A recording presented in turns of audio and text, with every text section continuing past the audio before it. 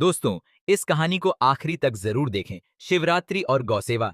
एक दिव्य अनुभव। एक गांव के किनारे एक छोटा सा घर था जहां रामू नाम का एक गरीब किसान रहता था। वह भगवान शिव का परम भक्त था और हर साल महाशिवरात्रि का उपवास रखता था। रामू का जीवन कठिनाइयों से भरा था, लेकिन उसकी भक्ति में कोई कमी नहीं थी। उस दिन रामू ने सुबह सुबह उठकर नदी में स्नान किया और शिव मंदिर में जाकर पूजा अर्चना की। उसने बेलपत्र, धतूरा और गंगाजल से शिवलिंग का अभिषेक किया और पूरे दिन भजन कीर्तन में व्यस्त रहा। शाम को जब पूजा संपन्न हुई तो पंडित जी ने कहा, जो कोई भी इस पावन दिन किसी भूखे को भोजन कराता है, उसे शिव जी की अपार कृपा प्राप्त होती है। भूखे को भोजन कराने की खोज रामू के पास ज्यादा अनाज नहीं था, लेकिन उसने अपनी झोपड़ी में रखी आखिरी 2 रोटियां उठाईं और भूखे को खिलाने निकल पड़ा। उसने पूरे गांव में ढूंढा, पर कोई जरूरतमंद नहीं मिला।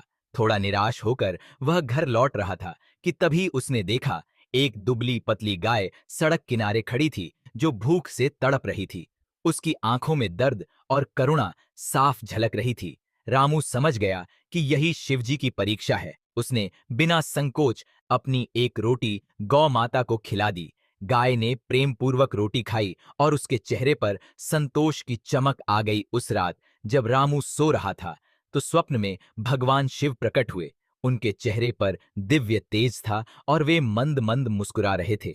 शिवजी बोले, रामू, तूने मुझे प्रसन्न कर दिया।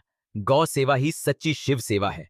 जो मेरी भक्ति करता है और जीवों की सेवा करता है, मैं उसे कभी दुखी नहीं रहने देता। तेरे घर में अब कभी अन्न धन की कमी नहीं होगी। सुबह जब रामू उठा तो उसे लगा कि यह केवल सपना नहीं था, यह शिवजी का आशीर्वाद था।